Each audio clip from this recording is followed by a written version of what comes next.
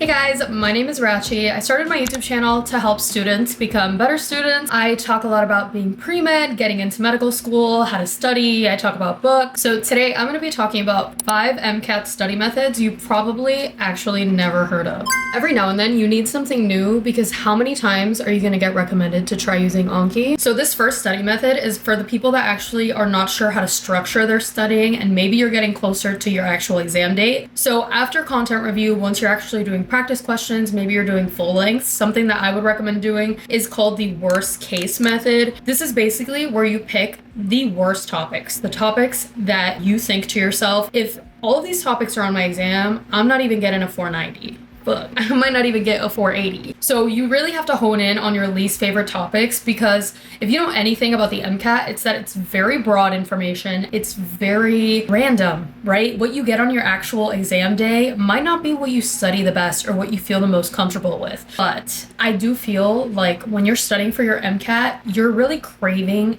any sense of encouragement. So we tend to focus more on the concepts or the subjects that we feel the most comfortable in. And it's actually the opposite of what we should be doing. We should focus more on the concepts that we hate. Maybe you say, okay, in the Chem Phys section, I'm really bad at the organic chemistry centered ones. For example, I'm really bad at Diels-Alder. I just don't understand it. So every time I get a Diels-Alder question, I get it wrong. Even if you don't feel like that's a high yield topic, the fact that it's something that gives you anxiety that you think about and you're like, fuck, I hope this passage isn't about this topic. That's what you should be focusing on, and that's what you need to be studying. The worst case method isn't meant to humble you or make you feel bad about yourself. It's meant to help you do better and really focus on these topics that you're not comfortable with. Don't get me wrong, it will humble you, but that's not the point. Maybe in car section, you say, I'm really bad at the arts passages. So maybe you spend a couple of hours only dissecting arts passages, maybe passages on history, maybe the historical passages are ones that you're not good at. So just spending more time doing the things that you are really not good at. Not only is this going to better prepare you for those actual questions, but mentally you're going to feel less stressed about the possibility of having those questions on your real exam. Number 2 might be a little bit controversial because the MCAT is quite tight on time. Some people actually don't have a problem with the amount of time allotted per question or per passage, but on the real exam, there's no telling how you're actually going to feel about the questions and about how much time you're given, right? At least for me, the 2 times that I took my MCAT, I did feel like I was tighter on time than normal because there's just so many other things that you have to think about. You're thinking about, this is the real exam, this isn't the practice exam. I want to make sure that I'm doing as well as I can on this test. And there's just that added sense of pressure. No matter what, you're still going to feel nervous on your test day, even if you try to minimize it as much as possible. This next one is to study with a little bit less time than you're actually given on your test day.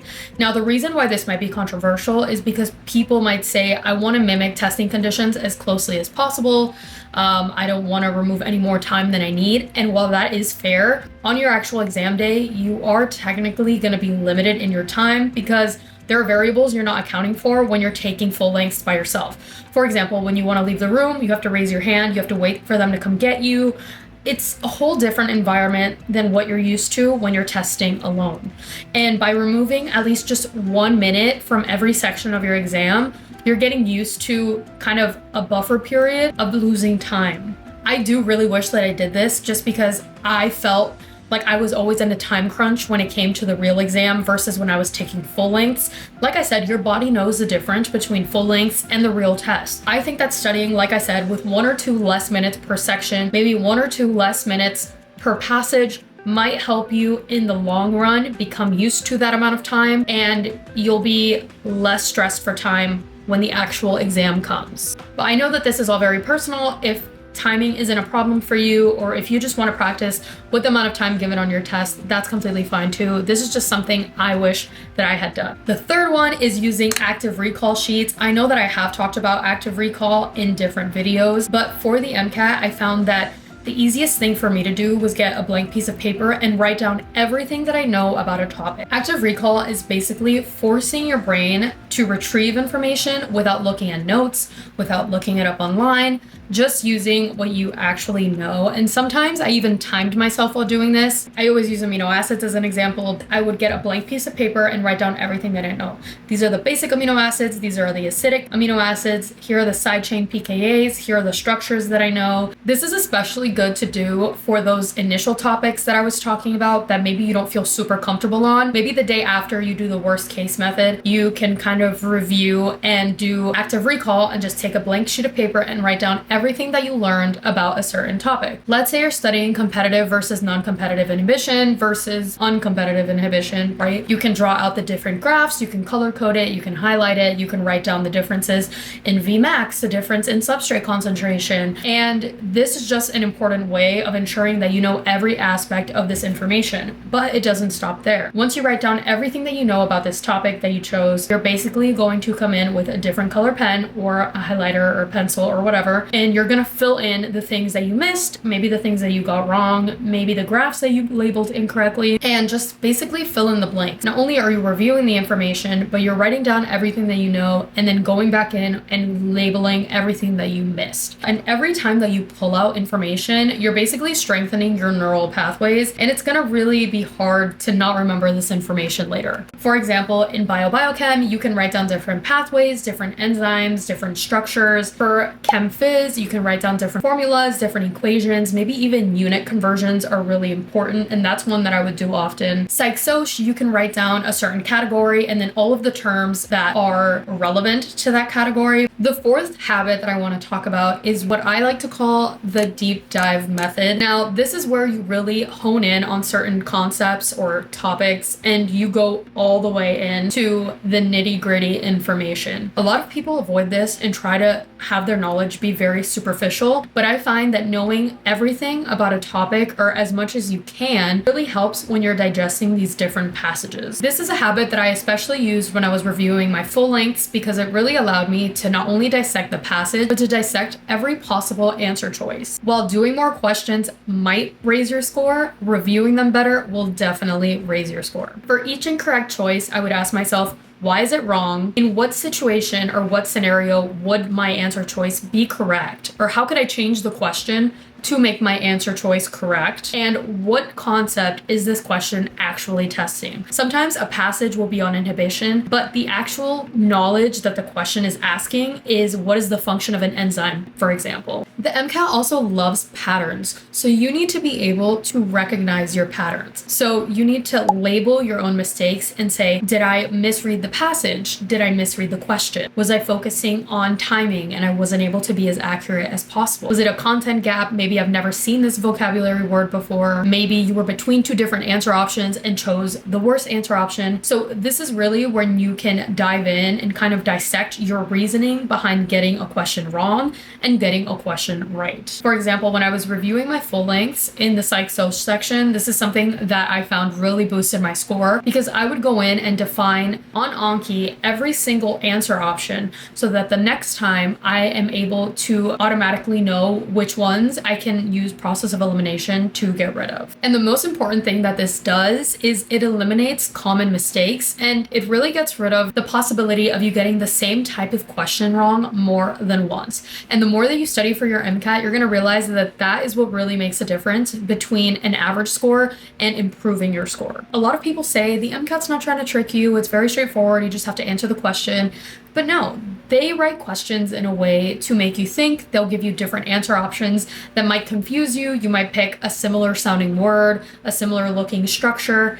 And this is when deep diving into all of that information is going to really help you and boost your score. Number 5, and the last habit that I want to talk about, is an equation sheet. Now, I had an equation sheet from the very beginning when I was doing my content review, and every single time I came across an equation or a formula that I thought was important, I would basically put it down in a blank sheet of copy paper. I started labeling it per section. So I had biochem, chem phys, psych soc obviously doesn't really have any equations, but I would write down different developmental stages, different ages, just vocab that I thought kept coming up and I consistently was getting wrong. So I basically just made sort of a cheat sheet / formula sheet for myself that I could reference before I studied, before I took full lengths. I just look it over. And then before your MCAT, you have, I think, a 10-minute tutorial period where you are allowed to write on the big whiteboard sort of that they give you. I actually have one on me so I can show it to you. I got this one on Amazon. This is a really great study tool to use because this is exactly what they give you on the exam day. This is what the front of it looks like. This is obviously a copycat version. You can't take your exam on home or anything like that, but it's a wet erase one. I still have work from a full length that I did a long time ago on here just for trauma purposes. This is just something to consider, that in the first 10 minutes, you do have time to write down any formulas, any equations, just kind of a brain dump so that you don't forget anything. And this is something that I was lucky enough to do on my actual exam as well. It really helps you save time because sometimes you get nervous during the actual test and you forget things that you feel very comfortable with. So I just got used to, before every full length, I would give myself that 10-minute tutorial period and write down everything that I know. No Google, no notes, just straight from my head. I would also make sure to write down units and unit conversions because I feel like those are also something that's kind of easy to forget once you're actually taking the exam. I will link this down below. I believe that I have it on my Amazon storefront, but it'll be in the description box. I actually do have my formula sheet right under here. I have several of them. So I wanted to show you what I was talking about with how it's color coded and labeled. So, orange here I had some of the Chem Phys formulas. Sorry if it's a little dark. I also had units and unit conversions. Up here I believe I had different stages for Psych Soc in blue, just things that I didn't want to forget. This is actually not very fun to look at right now. Part of my cheat sheet on the back, I also added more chem and then a bio section just for topics that I didn't want to forget. So for example, like ribosome sizes and just certain things that I thought were important at the time. So just kind of always adding to this, keeping it updated, and it's a nice review and trying to rewrite this as much as possible. Things like the Gibbs free energy chart, translation in eukaryotes versus prokaryotes, just small things like that that you can quickly jot down and you're like, oh, that's what that was. Also, I always made it a point, this is like my huge MCAT study binder. I don't know if I ever showed you guys this, but this is basically where all of my notes were. I always switched back and forth between my iPad and my actual like pencil paper notes that you guys have seen. But I would always make sure to write down my mnemonics and my acronyms or anything that I would use to basically trigger like my brain to function and remember certain things that I knew that I was prone to forgetting. This is basically what I use this for. I actually took a picture of this and made it into a PDF for myself, and I looked at it in the morning on my way to my MCAT. That's how important these papers are to me. So those are the 5 MCAT study methods that I think that you've probably never heard of, except maybe the formula sheet. I feel like that's more of a common thing that people have. First, the worst case method, where you basically attack the concepts that you're really fucking bad at so that they don't drag your score down even more. The second one is the timing strategy, giving yourself less time so that you're less stressed during the real test. The third one is active recall, and you basically force your brain to retrieve and pull out all of that information onto a blank sheet of paper. Deep dive method basically lets all of your questions become multiple lessons, and not only will you understand better why the correct answer is correct, but you get to use process of elimination and understand why the wrong answers are wrong. The last one is to make sure that you use an equation sheet that is updated so that the day of your test, you can write everything down during your tutorial period, and just makes your life so much easier. So that's everything I wanted to talk about in these 5 study habits for the MCAT. Let me know which of these you have never heard of, maybe which of these you have thought about, or maybe you implement yourself. Hopefully this helps you, because I wish that I knew this when I was taking my fucking MCAT. I do have more MCAT studying videos and studying as a pre-med student on my channel, so go watch those if you want, maybe. Okay, bye.